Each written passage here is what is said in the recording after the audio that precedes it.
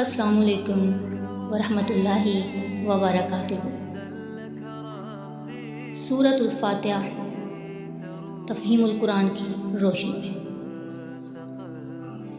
فاتحہ اس چیز کو کہتے ہیں جس سے کسی مضمون یا کتاب یا کسی بھی چیز کا افتتاح ہو۔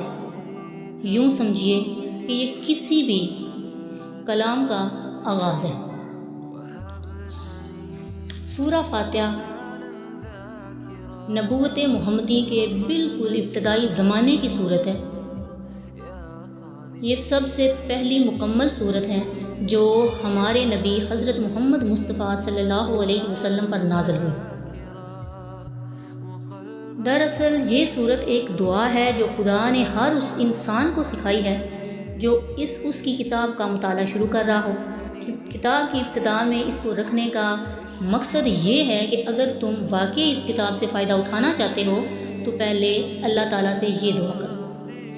انسان فطرتاً دعا اسی چیز کی کرتا ہے جس کی طلب اور خواہش اس کے دل میں ہوتی ہے، اور اس صورت میں جب کہ اسے یہ احساس بھی ہو کہ اس کی مطلوب چیز اس ہستی کے اختیار میں ہے جس سے وہ دعا کر رہا ہے۔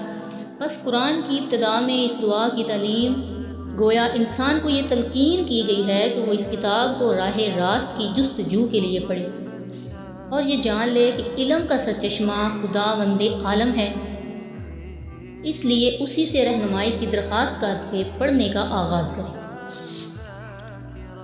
اس مضمون کو ہمیں یہ سمجھ لینا چاہیے، یہ بات خود پہ ہی واضح ہو جاتی ہے کہ قرآن اور سورہ فاتحہ کے درمیان حقیقی تعلق کتاب اور اس کے مقدمے کا سا نہیں بلکہ دعا اور جواب دعا کا سا ہے۔ سورہ فاتحہ ایک دعا ہے بندے کی جانب سے اور قرآن اس کا جواب ہے خدا کی جانب سے۔ بندہ دعا کرتا ہے کہ اے پروردگار میری رہنمائی فرما، جبکہ جواب میں پروردگار پورا قرآن اس کے سامنے رکھ دیتا ہے کہ یہ ہے وہ ہدایت جس کی درخواست تو نے مجھ سے کی تھی۔